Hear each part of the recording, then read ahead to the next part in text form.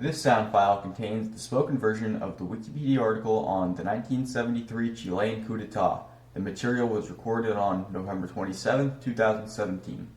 1973 Chilean coup d'etat. From Wikipedia, the free encyclopedia at en.wikipedia.org.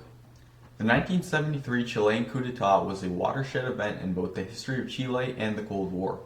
Following an extended period of social unrest and political tension between the right-controlled Congress of Chile and the socialist President Salvador Allende, as well as economic warfare ordered by U.S. President Richard Nixon, Allende was overthrown by the armed forces and national police.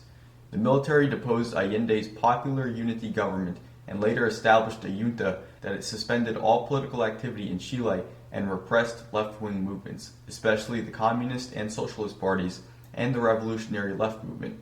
Allende's appointed army chief, Augusto Pinochet, rose to supreme power within a year of the coup, formally assuming power in late 1974. The United States government, which had worked to create the conditions for the coup, promptly recognized the junta government and supported it in consolidating power. During the air raids and ground attacks that preceded the coup, Allende gave his last speech in which he vowed to stay in the presidential palace, refusing orders of safe passage should he choose exile over confrontation. Direct witness accounts of Allende's death agree that he killed himself in the palace. Before the coup, Chile had for decades been hailed as a beacon of democracy and political stability, while the rest of South America had been plagued by military juntas and caudillismo. The collapse of Chilean democracy ended a streak of democratic governments in Chile, which had held democratic elections since 1932. Historian Peter Wynne characterized the 1973 coup as one of the most violent events in Chile's history. A weak insurgent movement against the Pinochet regime was maintained inside Chile by elements sympathetic to the former Allende government. An internationally supported plebiscite in 1988 led Pinochet to relinquish power. Section 1. Political background. Allende contested the 1970 Chilean presidential election with Jorge Alessandri Rodriguez of the National Party and Radimiro Tomic of the Christian Democratic Party. Allende received 36.6% of the vote. Alessandri was a very close second with 35.3%, and Tomic third with 28.1%. Although Allende received the highest number of votes, according to the Chilean constitution, since none of the candidates won by an absolute majority, the National Congress had to decide among the candidates. The Chilean constitution did not allow a person to sit as president for 2 consecutive terms, so the incumbent president, Eduardo Frei Montalva, was thus ineligible as a candidate. The CIA's, quote, Track 1, unquote, operation was a plan to influence the Congress to choose Alessandri, who would resign after a short time in office, forcing a second election. Frei would then be eligible to run. Alessandri announced on September 9th that if Congress chose him, he would resign. Congress then decided on Allende. Soon after hearing news of his win, Allende signed a statute of constitutional guarantees, which stated that he would follow the Constitution during his presidency. The U.S. feared the example of a, quote, well-functioning socialist experiment, unquote, on the region, and exerted diplomatic, economic, and covert pressure upon Chile's elected socialist government. At the end of 1971, the Cuban Prime Minister, Fidel Castro, made a 4-week state visit to Chile, alarming Western observers about the, quote, Chilean way to socialism, unquote. In 1972, Economics Minister Pedro Vuskovic adopted monetary policies that increased the amount of circulating currency and devalued the escudo, which increased inflation to 140% in 1972 and engendered a black market economy. In October 1972, Chile suffered the first of many strikes. Among the participants were small-scale businessmen, some professional unions, and student groups. Its leaders Villarin, Jaime Guzman, Rafael Cumcille, Guillermo Elton, Eduardo Arriagada expected to depose the elected government. Other than damaging the national economy, the principal effect of the 24-day strike was drawing Army head General Carlos Prats into the government as Interior Minister, as an appeasement to the right wing. General Prats supported the legalist Schneider Doctrine and refused military involvement in a coup d'etat against President Allende. Despite the declining economy, President Allende's Popular Unity Coalition increased its vote to 43.2% in the March 1973 parliamentary elections, but by then, the informal alliance between Popular Unity and the Christian Democrats ended. The Christian Democrats, allied with the right-wing National Party, who were opposed to Allende's government. The two right-wing parties formed the Confederation of Democracy.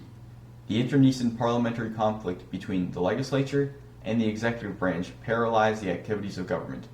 The CIA paid some $6.8 to $8 million to right-wing opposition groups to, quote, create pressures, exploit weaknesses, magnify obstacles, unquote, and hasten Allende's ouster.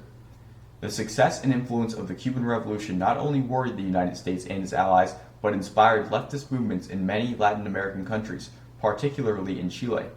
Chilean socialists identified with the Cuban experience on multiple levels, including culture, geography, history, and economically. The future president Salvador Allende, while serving as a senator for the Chilean Socialist Party, visited post-revolution Cuba and was awestruck. Following his inauguration, Allende renewed Chile's relationship with Cuba. Allende nationalized 3 private manufacturing companies, including 2 U.S.-owned companies, turning them over to government control.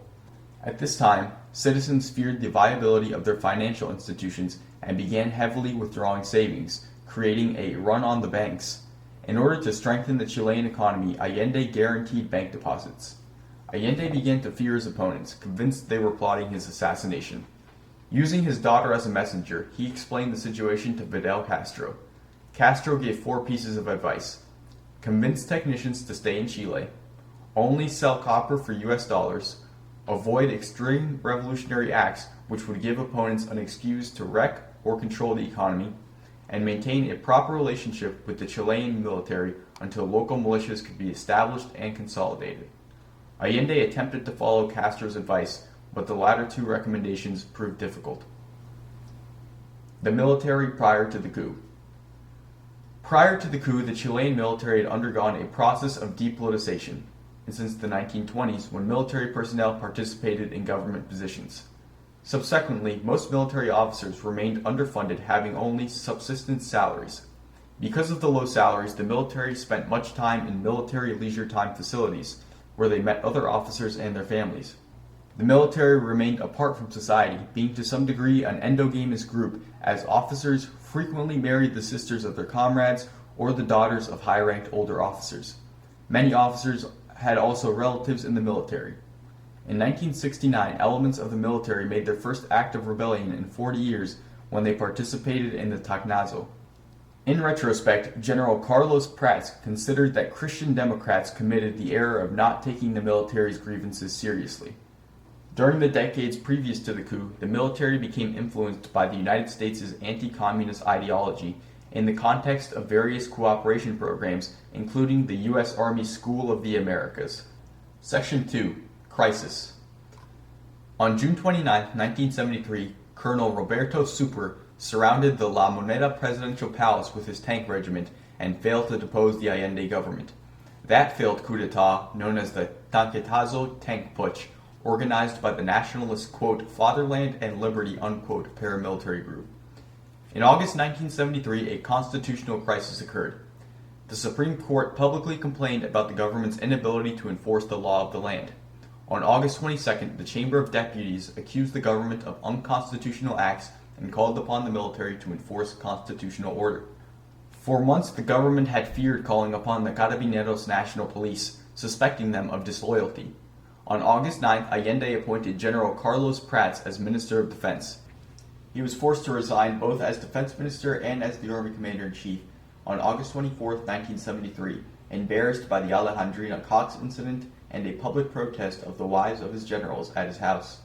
General Augusto Pinochet replaced him as Army Commander-in-Chief the same day. In late August 1973, 100,000 Chilean women congregated at Plaza de la Constitucion to protest against the government for the rising cost and increasing shortages of food and fuels, but they were dispersed with tear gas. Chamber of Deputies Resolution.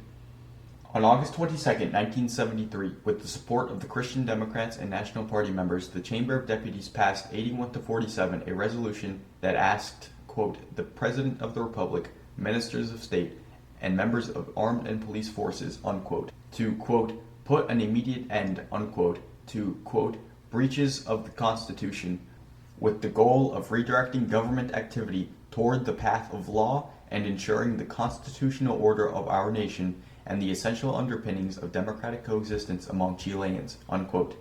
The resolution declared that the Allende government sought, quote, to conquer absolute power with the obvious purpose of subjecting all citizens to the strictest political and economic control by the state, with the goal of establishing a totalitarian system, unquote, claiming it had made, quote, violations of the Constitution a permanent system of conduct, unquote. Essentially, most of the accusations were about the government disregarding the separation of powers and arrogating legislative and judicial prerogatives to the executive branch of government. Finally, the resolution condemned the creation and development of government-protected armed groups which are headed towards a confrontation with the armed forces. President Allende's efforts to reorganize the military and the police forces are characterized as notorious attempts to use the armed and police forces for partisan ends, destroy their institutional hierarchy, and politically infiltrate their ranks. It can be argued that the resolution called upon the armed forces to overthrow the government if it did not comply, as follows, quote, to present the President of the Republic, Ministers of State, and members of the armed and police forces with the grave breakdown of the legal and constitutional order, it is their duty to put an immediate end to all situations herein referred to that breach the Constitution and the laws of the land with the aim of redirecting government activity toward the path of law, unquote. President Allende's response. 2 days later, on August 24, 1973, President Allende responded, characterizing the Congress's declaration as, quote, destined to damage the country's prestige abroad and create internal confusion, unquote, predicting, quote, it will facilitate the seditious intention of certain sectors, unquote. He noted that the declaration had not attained the two-thirds Senate majority, quote, constitutionally required, unquote, to convict the president of abuse of power. Essentially, the Congress were, quote, invoking the intervention of the armed forces and of order against a democratically elected government, unquote, and, quote, subordinating political representation of national sovereignty to the armed institutions, which neither can nor ought to assume either political functions or the representation of the popular will, unquote. Allende argued that he had obeyed constitutional means for including military men to the cabinet, quote, at the service of civic peace and national security, defending republic institutions against insurrection and terrorism, unquote. In contrast, he said that Congress was promoting a coup d'etat or a civil war with a declaration, quote, full of affirmations that had already been refuted beforehand, unquote, and which in substance and process violated a dozen articles of the Constitution. He further argued that the legislature was usurping the government's executive function. President Allende wrote, quote, Chilean democracy is a conquest by all of the people. It is neither the work nor the gift of the exploiting classes, and it will be defended by those who, with sacrifices accumulated over generations, have imposed it. With a tranquil conscience, I sustain that never before has Chile had a more democratic government than that over which I have the honor to preside. I solemnly reiterate my decision to develop democracy and a state of law to their ultimate consequences. Parliament has made itself a bastion against the transformations and has done everything it can to perturb the functioning of the finances and of the institutions, sterilizing all creative initiatives, unquote. Adding that economic and political means would be needed to relieve the country's current crisis and that the Congress were obstructing said means, having already, quote, paralyzed, unquote, the state. They sought to, quote, destroy, unquote, it. He concluded by calling upon, quote, the workers, all Democrats and patriots, unquote, to join him in defending the Chilean Constitution and the, quote, revolutionary process, unquote. Section 3. U.S. involvement. Many people in different parts of the world immediately suspected U.S. foul play. In early newspaper reports, the U.S. denied any involvement or previous knowledge of the coup. Prompted by an incriminating New York Times article, the U.S. Senate opened an investigation into possible U.S. interference in Chile.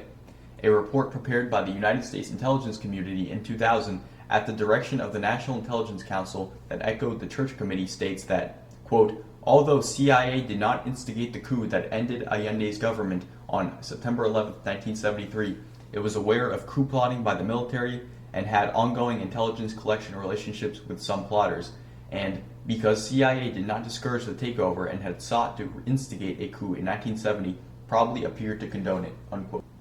The report stated that the CIA, quote, actively supported the military junta after the overthrow of Allende, but did not assist Pinochet to assume the presidency, unquote. After a review of recordings of telephone conversations between Nixon and Henry Kissinger, Robert Dallek concluded that both of them used the CIA to actively destabilize the Allende government.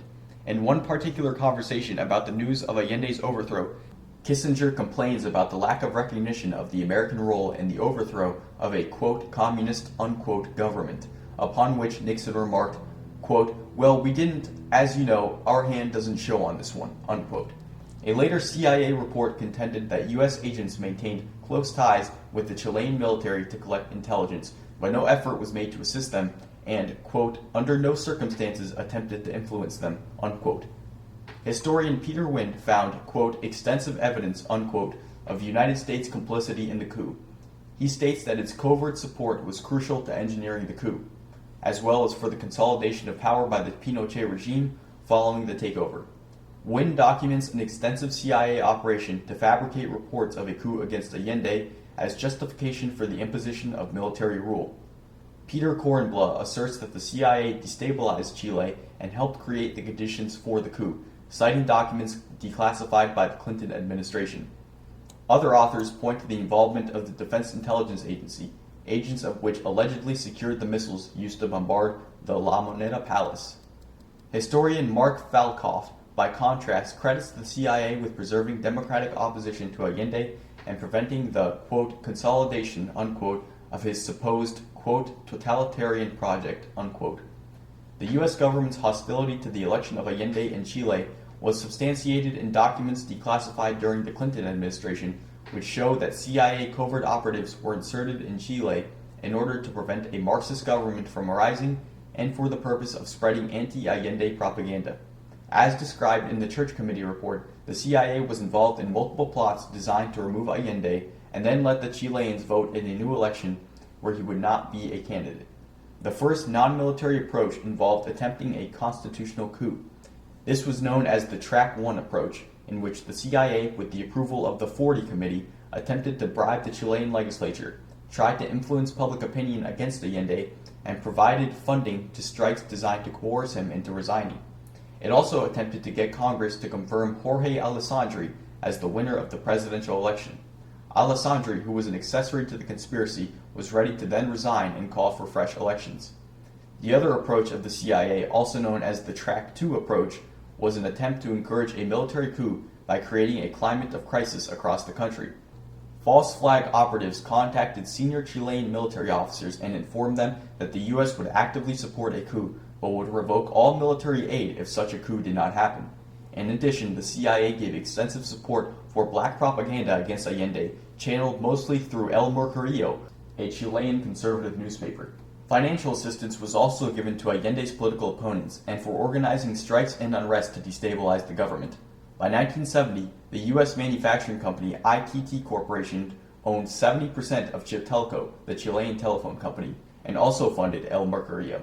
The CIA used ITT as a means of disguising the source of the illegitimate funding Allende's opponents received. On September 28, 1973, ITT's headquarters in New York City was bombed, allegedly for its involvement in Allende's overthrow. Section 4. Australian Involvement. An Australian secret intelligence service station was established in Chile out of the Australian Embassy in July 1971 at the request of the CIA and authorized by then Liberal Party Foreign Minister William McMahon.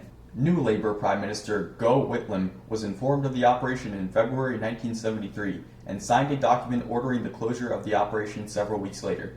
It appears, however, the last ASIS agent did not leave Chile until October 1973, 1 month after the CIA-backed coup d'etat had brought down the Allende government. There were also 2 officers of Australian Security Intelligence Organisation, Australia's internal security service, who were based in Santiago, working as migration officers during this period. The failure of timely closure of Australia's covert operations was one of the reasons for the sacking of the director of the ASIS on October 21, 1975, to take effect on November 7, just 4 days before Prime Minister Whitlam's own dismissal in the 1975 Australian constitutional crisis with allegations of CIA political interference. Section 5. Military Action. By 7 a.m. on September 11, 1973, the Navy captured Valparaiso, strategically stationing ships and marine infantry in the Central Coast and closed radio and television networks. The province prefect informed President Allende of the Navy's actions. Immediately, the president went to the presidential palace with his bodyguards, the, quote, group of personal friends, unquote. By 8 a.m., the Army had closed most radio and television stations in Santiago City. The Air Force bombed the remaining active stations. The president received incomplete information and was convinced that only a sector of the Navy conspired against him and his government. President Allende and Defense Minister Orlando Letelier were unable to communicate with military leaders. Admiral Montero, the Navy's commander and an Allende loyalist, was rendered incommunicado. His telephone service was cut and his cars were sabotaged before the coup d'etat to ensure that he could not thwart the opposition. Leadership of the Navy was transferred to Jose Toribio Merino, planner of the coup d'etat and executive officer to Admiral Montero. Augusto Pinochet, general of the Army, and Gustavo Ley, general of the Air Force, did not answer Allende's telephone calls to them. The general director of the Carabineros, Jose Maria Sepulveda, and the head of the investigations police, Alfredo Joignent, answered Allende's calls and immediately went to the La Moneda presidential palace. When Defense Minister Letelier arrived at the Ministry of Defense, controlled by Admiral Patricio Carvajal, he was arrested as the first prisoner of the coup d'etat. Despite evidence that all branches of the Chilean armed forces were involved in the coup, Allende hoped that some units remained loyal to the government. Allende was convinced of Pinochet's loyalty, telling a reporter that the coup d'etat leaders must have imprisoned the general. Only at 8:30 a.m., when the armed forces declared their control of Chile and that Allende was deposed, did the president grasp the magnitude of the military's rebellion. Despite the lack of any military support, Allende refused to resign his office. At approximately 9 a.m., the Carabineros of the La Moneda left the building. By 9 a.m., the armed forces controlled Chile except for the city center of the capital, Santiago. Allende refused to surrender, despite the militaries declaring they would bomb the La Moneda presidential palace if he resisted being deposed. The Socialist Party proposed to Allende that he escape to the San Joaquin industrial zone in southern Santiago to later regroup and lead a counter-coup d'etat. The president rejected the proposition.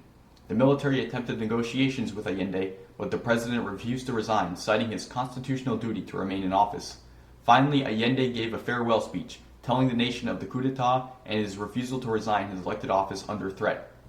Ley ordered the presidential palace bombed, but was told the Air Force's Hawker Hunter jet aircraft would take 40 minutes to arrive. Pinochet ordered an armored and infantry force under General Sergio Arellano to advance upon the La Moneda presidential palace. When the troops moved forward, they were forced to retreat after coming under fire from GAP snipers perched on rooftops. General Arellano called for helicopter gunship support from the commander of the Chilean Army Puma helicopter squadron, and the troops were able to advance again. Chilean Air Force aircraft soon arrived to provide close air support for the assault, but the defenders did not surrender until nearly 2:30 p.m. First reports said the 65-year-old president had died fighting troops, but later police sources reported he had committed suicide. Section 6. Casualties. In the first months after the coup d'etat, the military killed thousands of Chilean leftists, both real and suspected, or forced their, quote, disappearance, unquote. The military imprisoned 40,000 political enemies in the National Stadium of Chile. Among the tortured and desaparecidos were U.S. citizens Charles Horman and Frank Tarugi. In October 1973, the Chilean songwriter Victor Jara and 70 other political killings were perpetrated by the death squad Caravan of Death. The government arrested some 130,000 people in a 3-year period. The dead and disappeared numbered thousands in the first months of the military government. Those included the British physician Sheila Cassidy, who survived to publicize to the UK the human rights violations in Chile. Among those detained was Alberto Bachelet, an Air Force official. He was tortured and died on March 12, 1974. The right-wing newspaper El Mercurio reported that Mr. Bachelet died after a basketball game, citing his poor cardiac health. Michelle Bachelet and her mother were imprisoned and tortured in the Villa Grimaldi Detention and Torture Center on January 10, 1975. After General Pinochet lost the election in the 1988 plebiscite, the Rettig Commission, a multi-partisan truth commission in 1991, reported the location of torture and detention centers, among others: Colonia Dignidad, the tall ship Esmeralda, and Victor Jara Stadium. Later in November 2004, the Valich report confirmed the number as less than 3,000 killed and reduced the number of cases of forced disappearance but some 28,000 people were arrested, imprisoned, and tortured. 60 individuals died as a direct result of fighting on September 11th, although the MIR and GAP continued to fight the following day. In all, 46 of Allende's guard were killed, some of them in combat with the soldiers that took the Moneda.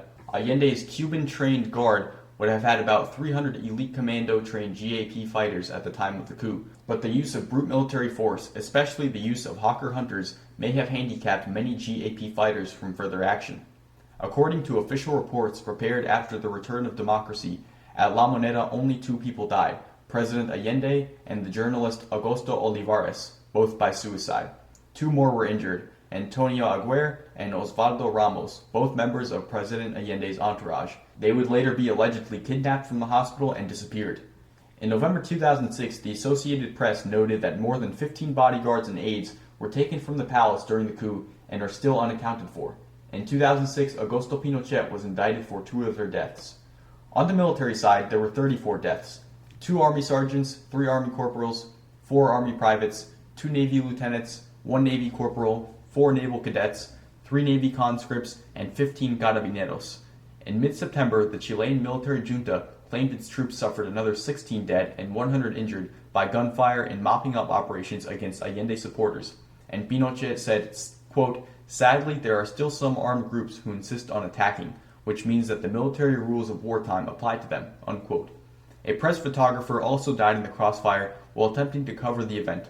On October 23, 1973, 23-year-old Army Corporal Benjamin Alfredo Jaramillo Ruz, who was serving with the Cazadores, became the first fatal casualty of the counterinsurgency operations in the mountainous area of Alquiji in Valdivia after being shot by a sniper. The Chilean army suffered 12 killed in various clashes with MIR guerrillas and GAP fighters in October 1973. While fatalities in the battle during the coup might have been relatively small, the Chilean security forces sustained 162 dead in the 3 following months as a result of continued resistance, and tens of thousands of people were arrested during the coup and held in the National Stadium. This was because the plans for the coup called for the arrest of every man, woman, and child on the streets the morning of September 11. Of these, approximately 40,000 to 50,000 perfunctory arrests. Several hundred individuals will later be detained, questioned, tortured, and in some cases murdered. While these deaths did not occur before the surrender of Allende's forces, they occurred as a direct result of arrests and roundups during the coup's military action. Section 7. Allende's death. President Allende died in La Moneda during the coup. The junta officially declared that he committed suicide with a rifle given to him by Fidel Castro. 2 doctors from the infirmary of La Moneda stated they witnessed the suicide, and an autopsy labeled Allende's death a suicide. Vice Admiral Patricio Carvajal, one of the primary instigators of the coup, claimed that, quote, "Allende committed suicide and is dead now," end quote. At the time, few of Allende's supporters believed the explanation that Allende had killed himself. Allende's body was exhumed in May 2011. A scientific autopsy was performed, and the autopsy delivered a unanimous finding on July 19, 2011, that Allende committed suicide using an AK-47 rifle. However, on May 31, 2011, Chile's state television station reported that a top-secret military account of Allende's death had been discovered in the home of a former military justice official.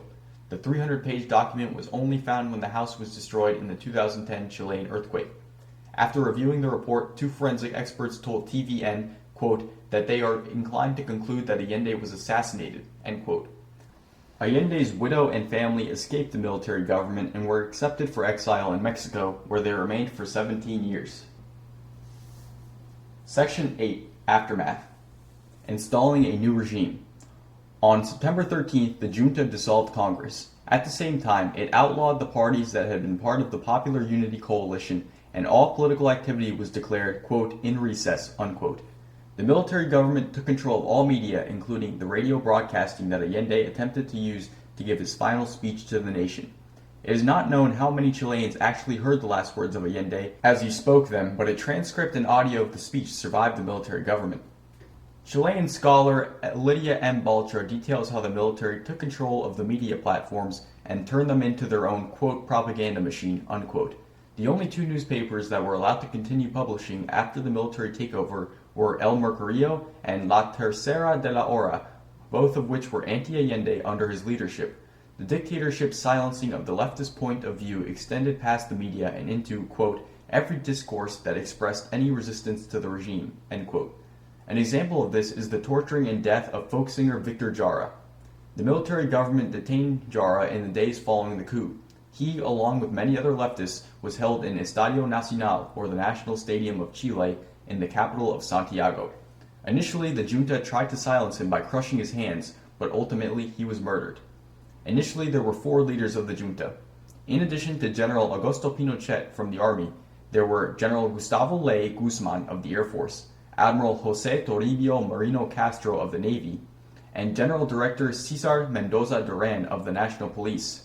Coup leaders soon decided against a rotating presidency and named General Pinochet permanent head of the junta. In the months that followed the coup, the junta, with authoring work by historian Gonzalo Vial and Admiral Patricio Carvajal, published a book titled El Libro Blanco del Cambio del Gobierno en Chile, or in English known as the White Book of the Change of the Government in Chile, where they attempted to justify the coup by claiming that they were in fact anticipating a self-coup that Allende's government or its associates were purportedly preparing. Historian Peter Wynne states that the Central Intelligence Agency had an extensive part to play in fabricating the conspiracy and in selling it to the press, both in Chile and internationally. Although later discredited and officially recognized as the product of political propaganda, some Chilean historians pointed to the similarities between the alleged Plan Z and other existing paramilitary plans of the Popular Unity parties in support of its legitimacy. Continued violence. The newspaper La Tercera published on its front page a photograph showing prisoners at Quiriquina Island camp who had been captured during the fighting in Concepcion. The photograph's caption stated that some of the detained were local leaders of the, quote, Unidad Popular, unquote, while others were, quote, extremists who had attacked the armed forces with firearms, unquote. This photo is reproduced in DocuScanner. This is consistent with reports in newspapers and broadcasts in Concepcion about the activities of the armed forces, which mentioned clashes with, quote, extremists, unquote, on several occasions from September 11th to September 14th. Nocturnal skirmishes took place around the Hotel Alonso de Ercilla in Colo Colo and San Martino Street, 1 block away from the Army and Military Police Administrative Headquarters. A recently published testimony about the clashes in Concepcion offers several plausible explanations for the reticence of witnesses to these actions. Besides political leaders and participants, the coup also affected many everyday Chilean citizens. Thousands were killed, went missing, and were injured. Because of the political instability in their country, many relocated elsewhere. Canada, among other countries, became a main point of refuge for many Chilean citizens. Through an operation known as, quote, Special Movement Chile, unquote, more than 7,000 Chileans were relocated to Canada in the months following September 11, 1973. These refugees are now known as Chilean Canadian people and have a population of over 38,000. The U.S. view of the coup continues to spark controversy. Beginning in late 2014, in response to a request by then Senate Armed Services Committee Chair Carl Levin, United States Southern Command William J. Perry Center for Hemispheric Defense Studies, located at the National Defense University in Washington, D.C., has been under investigation by the Department of Defense Office of Inspector General. Insider national security whistleblower complaints included that the center knowingly protected a CHDS professor from Chile who was a former top advisor to Pinochet after belonging to the Dirección de Inteligencia Nacional state terrorist organization. Quote, reports that NDU hired foreign military officers with histories of involvement in human rights abuses including torture and extrajudicial killings of civilians are stunning and they are repulsive, said Senator Patrick Leahy, Democrat of Vermont, the author of the, quote, Leahy Law, unquote, prohibiting U.S. assistance to military units and members of foreign security forces that violate human rights. International reaction. President of Argentina Juan Domingo Perón condemned the coup, calling it a, quote, fatality for the continent, unquote. Before the coup, Perón had warned the more radical of his followers to stay calm and, quote, not do as Allende, unquote. Argentine students protested the coup at the Chilean embassy in Buenos Aires, where part of them chanted that they were, quote, available to cross the Andes, unquote. Commemoration. The commemoration of the coup is associated to competing narratives on its cause and effects. The coup has been commemorated by detractors and supporters in various ways. On September 11th of 1975, Pinochet lit the Llama de la Libertad, or the Flame of Liberty, to commemorate the coup. This flame was extinguished in 2004. Avenida Nueva Providencia in Providencia, Santiago, was renamed Avenida Once de Septiembre in 1980. In the 30th anniversary of the coup, President Ricardo Lagos inaugurated the Morande 80 entrance to La Moneda. This entrance to the presidential palace had been erased during the repairs the dictatorship did to the building after the bombing. The 40th anniversary of the coup in 2013 was particularly intense. That year, the name of Avenida 11 de Septiembre was reversed to the original Avenida Nueva Providencia. The Association of Chilean Magistrates issued a public statement in early September 2013 recognizing the past unwillingness of judges to protect those persecuted by dictatorship.